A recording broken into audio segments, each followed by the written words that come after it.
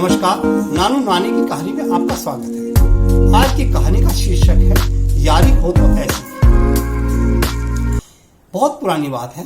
एक गांव में राहुल और समीर दो बच्चे एक क्लास में पढ़ते थे। राहुल एक धनी परिवार से था, जबकि समीर एक बहुत ही गरीब परिवार से था। राहुल वैसे बड़ा होशियार था, समीर इतना होशियार नहीं था। अब वहां गांव में तो 8वीं तक का स्कूल था। समीर के पिता की इतनी हैसियत नहीं थी कि वह समीर को शहर में आगे की पढ़ाई के लिए भेज सके। खैर, राहुल के पिता ने अपने बेटे को शहर भेज दिया। राहुल के चाचा शहर में रहते थे, तो राहुल उन्हीं के पास रहने लगा। वहाँ वह अच्छी पढ़ाई करता, मेहनत करता और धीरे धीरे देखते ही देखते उसने 12वीं क्लास पास कर ली। उसके बाद में आईएएस का एग्जाम पास कर गया और कलेक्टर बन गया।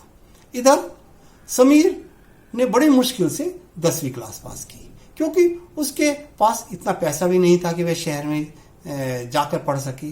10वीं क्लास भी उसने करस्पॉन्डेंस से की थी, जो घर पे ही पत्राचार से करते हैं। राहुल कलेक्टर बन के वहीं पास में एक शहर में कलेक्टर ऑफिस में आ गया। उसी कार्यालय में समीर की नौकरी भी लग गई। समीर क्लर्क था। समीर को राहुल के बारे में नहीं पता था, ना ही राहुल को समीर के बारे में। एक बार समीर के पिता ने कहा, बेटा तुम 2-3 महीने की छुट्टी ले लो तो घर में हम थोड़ा सा काम करा ले, 2 कमरे बनवा ले। देखो तुम्हारी शादी भी करनी है, अब तुम शादी योग्य हो गए हो, क्योंकि घर में एक ही कमरा है तो बड़ा मुश्किल होगा। तभी समीर ने कहा, पिताजी मुझे छुट्टी मिलेगी या नहीं मैं पता करता हूँ, पर चांस बहुत कम है। तभी समीर ने जाके अपने बॉस से कहा कि सर मुझे 3 महीने की छुट्टी दे दीजिएगा, क्योंकि मुझे घर में 2 कमरे बनवाने हैं और पिताजी तो दुकान करते हैं, दुकान भी बंद नहीं कर सकते, नहीं तो हमारी आय का स्रोत खत्म हो जाएगा। तभी बॉस बोला, देखो वैसे ही स्टाफ की बहुत किल्लत है, मैं तुम्हें छुट्टी नहीं दे सकता। तो समीर ने आके घर में बता दिया कि पिताजी ऐसी बात है, मुझे तो मना कर दिया।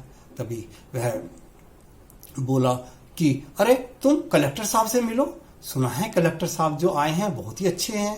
तो समीर बोला, नहीं पिताजी, सुना है कलेक्टर साहब अच्छे तो हैं, लेकिन अगर उनको किसी बात में गुस्सा आ गया तो ऐसा ना हो मेरा ट्रांसफर कहीं दूर कर दें। अब तो मैं साइकिल से आता जाता हूँ, कहीं दूर कर दिया तो फिर मेरे बड़ा मुश्किल हो जाएगा घर पे आना, आप भी अकेले रह जाओगे। तभी उसके पिता बोले, अरे मुझे कलेक्टर ऑफिस थोड़ा काम है, चलो मुझे छोड़ दो। खैर, वह अपने पिता को साइकिल में बिठा के कलेक्टर ऑफिस ले आया, क्योंकि वह प्रतिदिन साइकिल पे आता जाता रहता था। अब कलेक्टर ऑफिस में जाने के बाद में जैसे ही वह कलेक्टर ऑफिस में गया तो तभी राहुल गैलरी से गुजर रहा था। उसकी नजर समीर के पिता पे पड़ी तो वह उनको पहचान गया, लेकिन समीर के पिता ने कलेक्टर को नहीं पहचाना, क्योंकि काफी समय उसको देखे भी हो गए थे। कलेक्टर साहब ने एक चपरासी को आवाज दी और कहा कि जरूर इस सज्जन को मेरे कमरे में भेज दो। तभी वह समीर के पिता से बोला कि आपको कलेक्टर साहब बुला रहे हैं। वह डर गया, समीर के पिता डर गए, कह रहे क्या बात हो गई। खैर, डरते डरते गए और बोला, साहब क्या मैं अंदर आ जाऊं। कलेक्टर साहब बोले, हाँ आइए आइए, आप कौन हैं, कहाँ से आए हैं, क्या आपका काम है। तभी उन्होंने बताया कि मेरा ऐसा काम है, तो मैं इस काम के लिए आया था। उससे कोई बात नहीं, आपका काम हो जाएगा, आप चिंता न करिए। बताइए आप किस गांव में रहते हैं, और उससे घर के परिवार में बात पूछी। तभी उन्होंने अपने बारे में बता दिया और बताया कि मेरा बेटा भी ऐसे आपके दफ्तर में क्लर्क है। खैर, राहुल ने यह जाहिर नहीं होने दिया कि वह राहुल है और उसके पुत्र का दोस्त था कभी। खैर, बात आई गई हो गई। तभी उसने समीर के पिता ने जिक्र किया था कि ऐसे मेरे बेटे को 3-4 महीने की छुट्टी चाहिए, लेकिन उसके बॉस ने तो मना कर दिया है, तो हमें घर में 2 कमरे बनवाने हैं। राहुल बोला कि अच्छा आप क्या करते हो। उसने कहा कि मेरी तो एक छोटी सी घर में ही दुकान है, मैं उस दुकान में बैठता हूँ और उससे थोड़ी हमें आमदनी आती है। उसने कहा ठीक है कोई बात नहीं, जाओ। अब है राहुल ने उनके पिता को चाय पिला के भेज दिया। अब समीर के पिता घर आ गए। तभी अगले दिन राहुल ने एक व्यक्ति को उसके घर पे भेजा कि जाओ देख के आओ, शाम को पता करना कि जो ये समीर है क्या अपनी दुकान में बैठता है या नहीं बैठता है।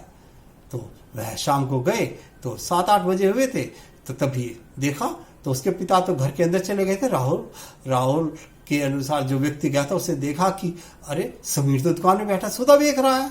उसने कलेक्टर को आके बता दिया कि साहब वह तो शाम को दुकान में बैठता है। उसने कहा अच्छा। अगले ही दिन कलेक्टर ने एक आदेश निकाला कि समीर को सस्पेंड किया जाता है। और समीर रोता बिलखता आ गया। वह अपने दोस्त को पहचान नहीं पाया क्योंकि उसने एक काले रंग का चश्मा लगा लिया था राहुल ने, ताकि समीर उसे न पहचान पाए। तो तभी समीर रोता गिड़गिड़ाता बोला, साहब मुझे सस्पेंड कर दिया, मेरी क्या गलती थी। उसने गलती थी, तुम सरकारी नौकर होने के बाद में क्या दुकान पर बैठते हो? मुझे पता चला है कि तुम दुकान पर बैठते हो। उसने कहा साहब कभी कभी थोड़ी देर के लिए बैठ जाता हूँ जब पिताजी घर के अंदर जाते हैं, वैसे मैं नहीं बैठता। कोई बात नहीं, इसकी तो इंक्वायरी होगी। खैर उसको 6 महीने के सस्पेंड कर दिया। अब समीर के पिता बोले, बेटा अब देख तू तो सस्पेंड हो गया, चलो घर ही बनवा लेते हैं, कोई बात नहीं, देखा जाएगा जो होगा। खैर 4-5 महीने में उनके दोनों कमरे बन गए, अच्छी तरह से पूरा घर बन गया। उसके बाद में कलेक्टर ने एक व्यक्ति को और भेजा। उसने कहा पता करो क्या बात है, क्या समीर अभी भी दुकान में बैठता है? तो तभी पता चला नहीं उसके पिताजी बैठते हैं। तभी उसका सस्पेंशन लेटर कैंसिल किया। कैंसिल करने के बाद में तब तक 6 महीने हो ही चुके थे, तो पूरा घर भी बन चुका था। तभी समीर ऑफिस आया, ज्वाइन किया और उसमें जो सस्पेंशन लेटर कैंसिल किया था उसमें लिखा था कि जो पहले पता किया गया था कि समीर दुकान में बैठता है वह झूठ था, क्योंकि समीर तो 10-5 मिनट के लिए बैठता था जब उसके पिताजी टॉयलेट वगैरह के अंदर जाते थे। इसमें कोई उसका गुनाह नहीं है। अब पता चला है कि समीर कभी दूसरा काम कोई नहीं करता, इसीलिए उसका सस्पेंशन कैंसिल किया जाता है। अब समीर को उन्होंने कहा कि पूरे 6 महीने की भी तनख्वाह इसको दी जाए पूरी। और समीर बड़ा खुश था कि मुझे 6 महीने की तनख्वाह भी मिल गई। वह धन्यवाद देने के लिए कलेक्टर रूम में आया। तो कलेक्टर के जो चपरासी था उसने कहा रुको मैं साहब से पूछता हूँ। खैर कलेक्टर ने अनुमति दे दी। अब कलेक्टर ने बहुत काला चश्मा पहन लेता था जब भी समीर आता था, तो उसने कहा साहब आपका बड़ा बड़ा धन्यवाद कि मुझे 6 महीने की तनख्वाह भी मिल गई और मेरी नौकरी भी बच गई। तभी राहुल ने अपना चश्मा हटाया। चश्मा हटाते ही समीर राहुल को पहचान गया। अरे अगर मैं गलती नहीं कर रहा हूँ, तभी राहुल बोला हाँ अरे मित्र, तुम मेरे मित्र हो समीर, और भूल गए मुझे, मैं राहुल हूँ। तभी समीर ने कहा तो सर जी आपने ऐसा क्यों किया, मुझे सस्पेंड करा दिया। तभी राहुल बोला अरे भाई मैं जानता था कि जो तुम्हारा बॉस है वह तुम्हें छुट्टी नहीं देगा, और छुट्टी भी देगा तो तुम्हारी तनख्वाह कटेगी। तो मैंने सोचा अरे क्यों ना मैं कोई ऐसा जुगाड़ करूं कि तुम्हें छुट्टी भी मिल जाए और पूरी तनख्वाह भी मिले। तो मैंने मन ये प्लान बनाया कि पहले मैं तुम्हें सस्पेंड करूंगा और उसके बाद में जो चार्ज होंगे वो हटा लूंगा। तो देखो मैंने अपनी यारी निभा दी ना, कहते हैं यारी हो तो ऐसी। आपको कैसी कहानी लगी? आशा है पसंद आई होगी। कृपया मेरे चैनल को लाइक करें, सब्सक्राइब करें और कमेंट सेक्शन में नमस्कार।